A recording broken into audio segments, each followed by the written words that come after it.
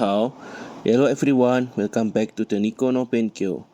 Today, in this video, we will talk about some papers that related to the future extraction in the fundus imaging. Fundus imaging is one of the important part to help doctor in the neurovascular disease. It can help doctor to classify which disease that related only by using this imaging by our eye. So, medical image processing will help doctor to see each part or the important part in the fundus imaging. And so, in this video, we will talk about how the future extraction can help and how it can extract the important feature from the fundus imaging. Hope you enjoy this video.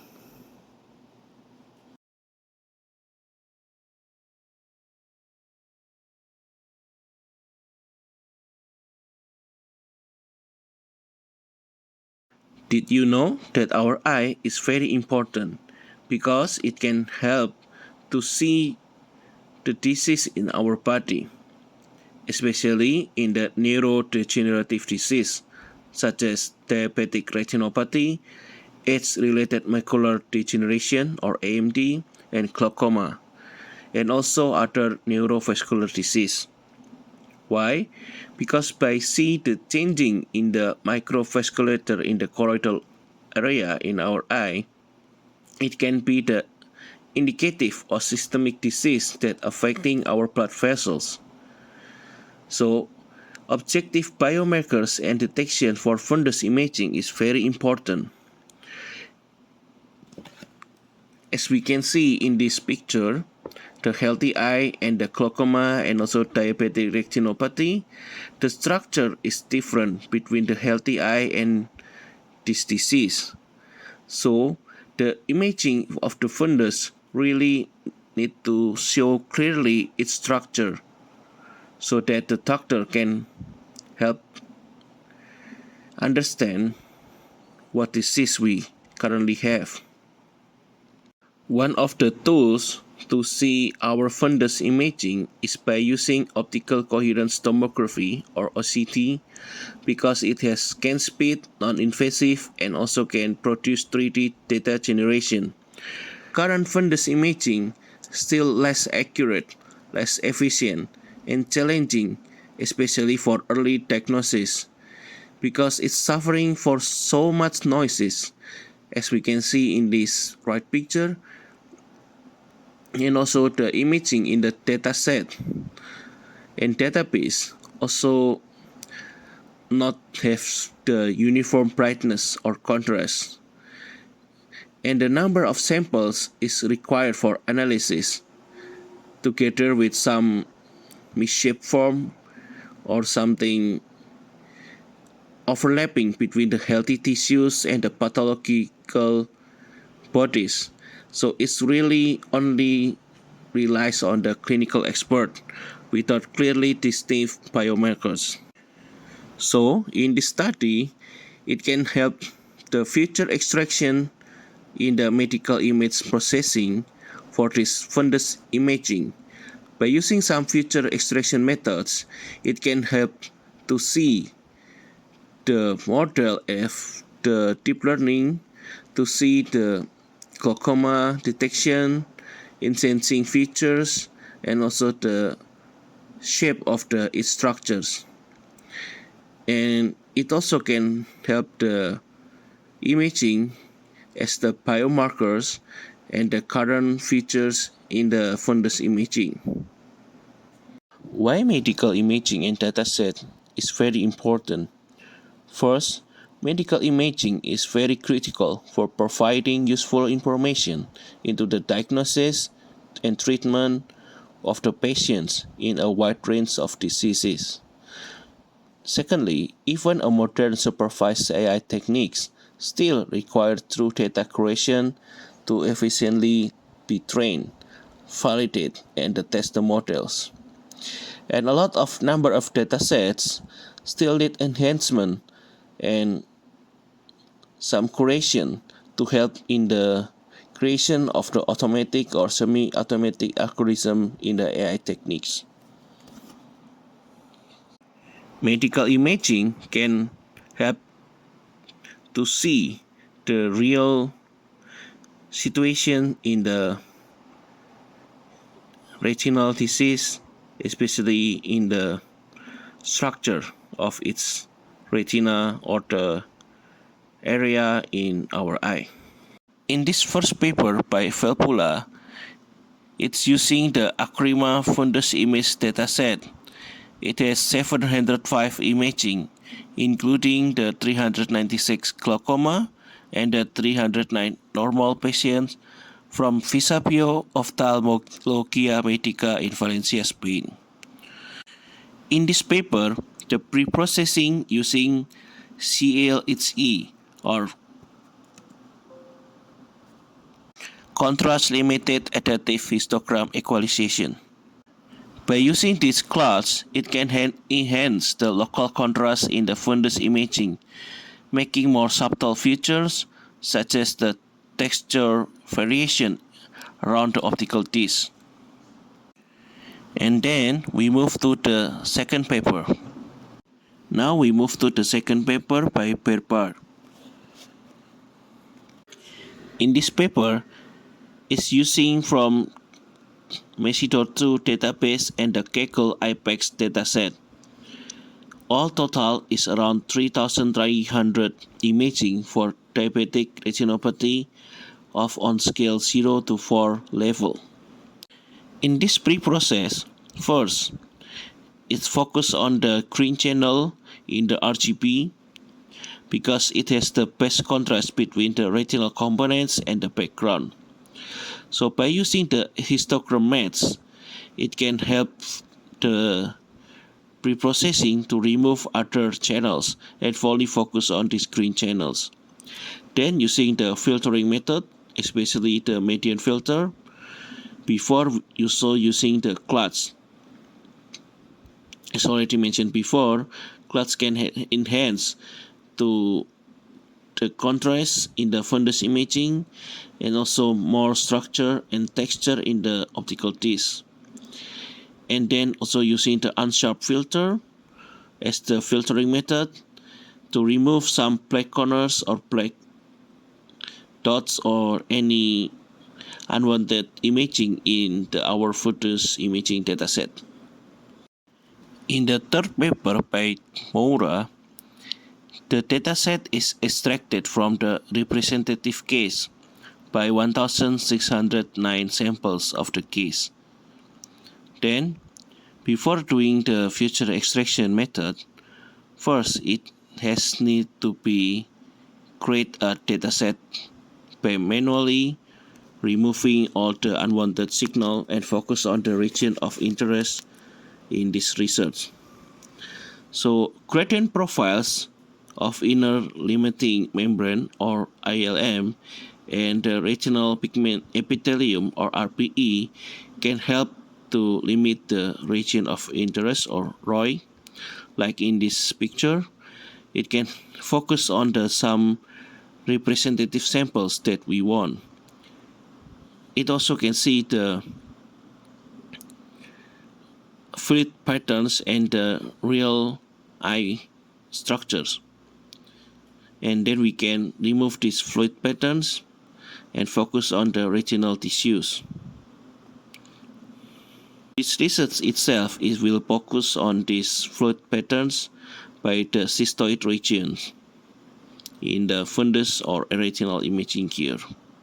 Feature extraction method is very important because image processing needs extracting some features for identification, classification, diagnosis, classification, and so on. Feature extraction methods are utilized to obtain as much as possible information of the imaging, especially like in the color.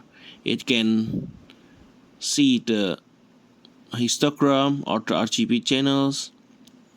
For texture, usually we use the GLCM to see the structure and important part of the cell tissues, and also other methods that related to the filtering of unwanted noises or signal, so that we can only focus on the extraction of the important part that we want to study. Now let's focus on the future extraction of the fundus imaging affected by glaucoma from the first paper. In this paper, it has using the four important future extraction methods. First one is the GLCM. GLCM can help capture some texture information by the spatial relationship between pixel intensity in the fundus imaging, or actually it can detect the changes in the retinal structure. Then the second one is HOG. Because it focuses on the gradient information, it can capture some edge detection and the shape by computing this gradient orientation of the histogram by imaging. Third one is the LPP. LPP is focused on the capturing the local texture information by comparing the pixel intensities, just like the GLCM, but focus on the local neighborhood, especially in the optical nerve for the glaucoma diagnosis. Or it also can be seen as the circular neighbor of the pixels. Then the fourth one is the chip histogram. It summarizes all the pixel intensity distribution and in the localized region, so it can capture the intensity variation between some specific area in this fundus imaging. By combination of these four future extraction methods, it can help the disease, in this case is the glaucoma, to be clearly visible by the eye structure. Now let's move to the second paper, the future extraction of the fundus image affected by DR. First image is divided into some blocks or sub-imaging, and then using the uniform LPP, it can features of all the blocks by these imaging features. And then the special things from this paper is using the encoding for the zeros. So basically, in this ULPP with the zero encoding, it has important part like the block division. So after the image divided into some block, each block is processed as the input imaging. Then stacking, so images are combined sequentially by the LPP values found in the block division before. Then the important part is by the zeros encoding or compression. So this compression technique applied to concatenated the factor to drastically reduce the number of the presented imaging. It can become to the 3.5% only from the original imaging. So it's very useful to help a faster feature extraction and also in detecting the rare or structures in the eye affected by the DR. Now let's move to the third paper by Moura. It has some complex and comprehensive feature extraction method. First is by the intensity-based descriptors, pixel spatial, and the gradient-based textures. It has some specific techniques. The intensity base is because the non-spatial gray level features efficiently better in the detecting the fluid regions in the eye by using the high contrast and the low luminance. Then in the pixel section, it can identify the distinctive pattern in the fluids, retinal layer, vessel, or even in the various pathological structures.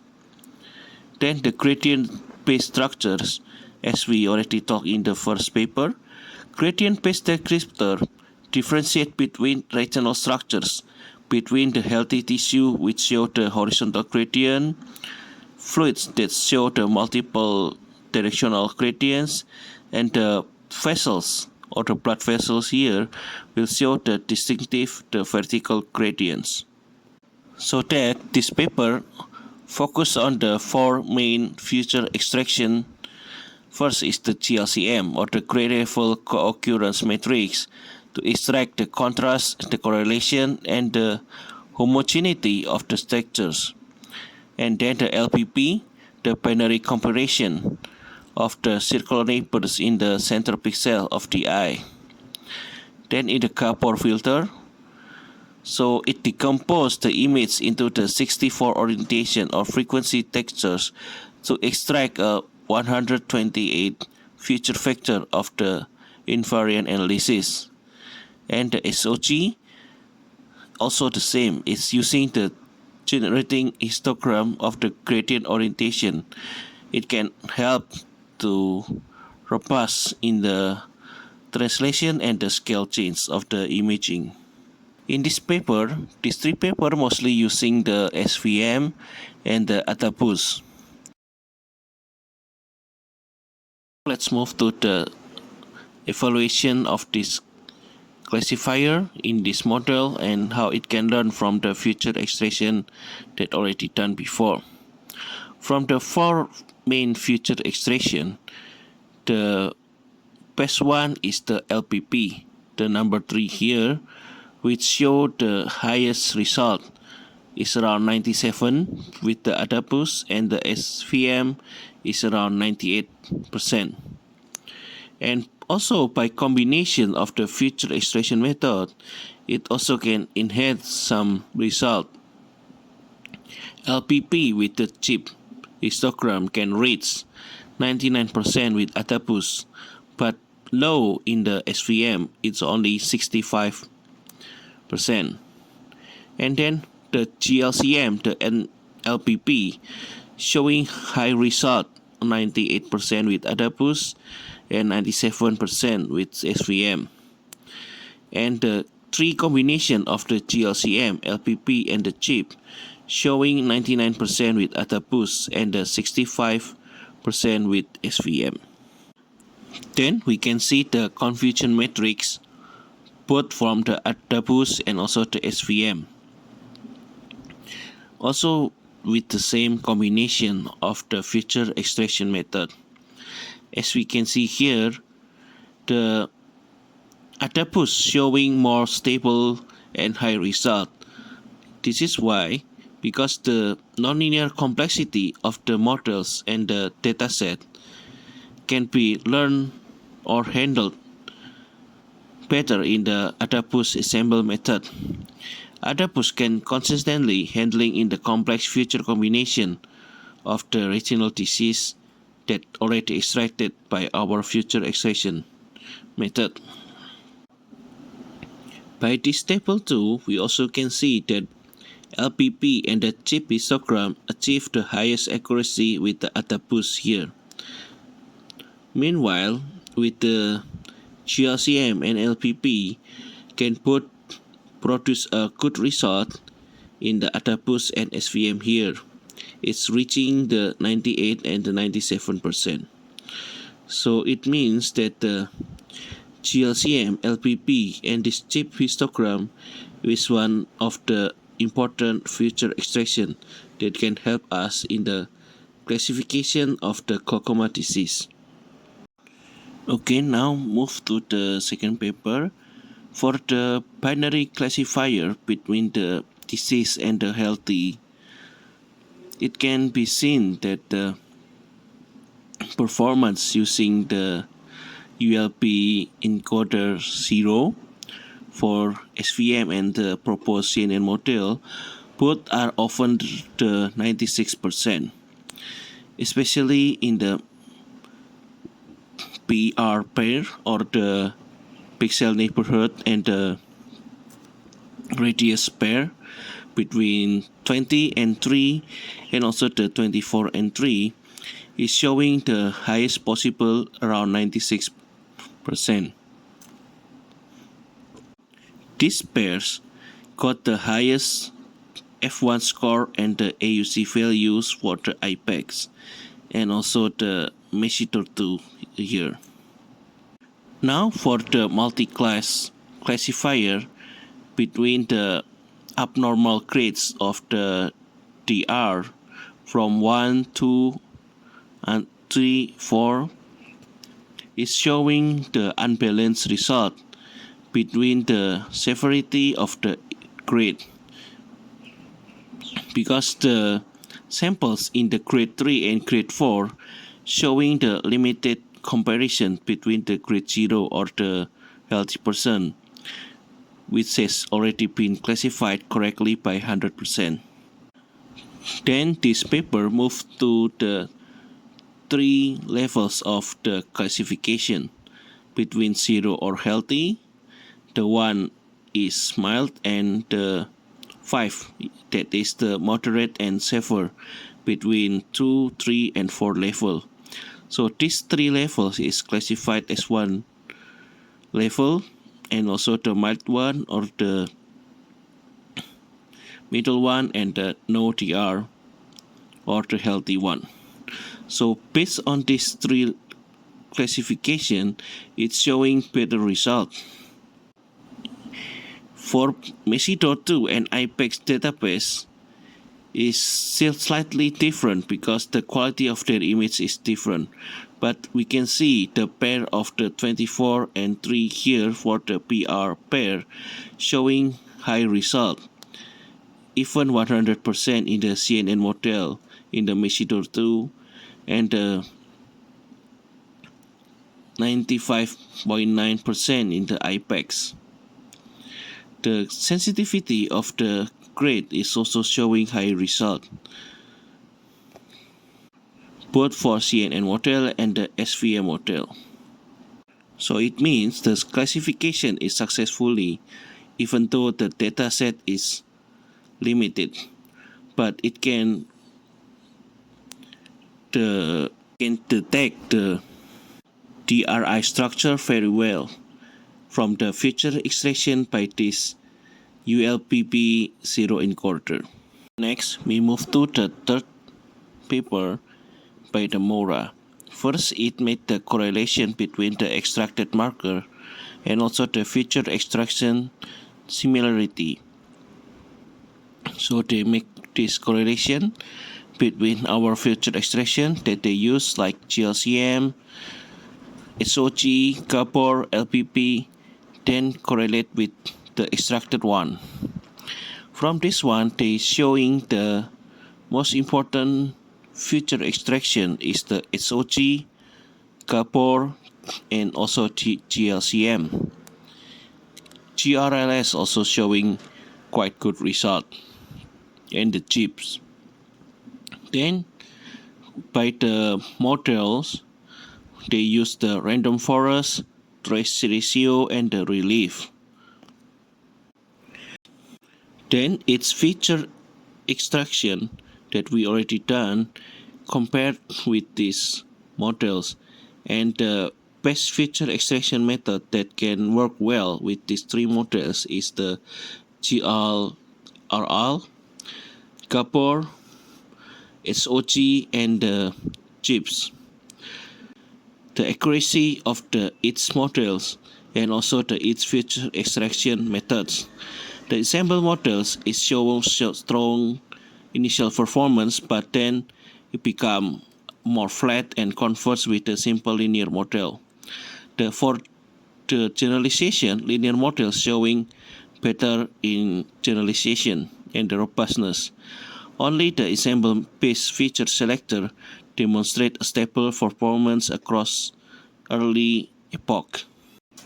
By this accuracy of the evaluation performance, linear models showing high mean accuracy while maintaining the lower standard deviation.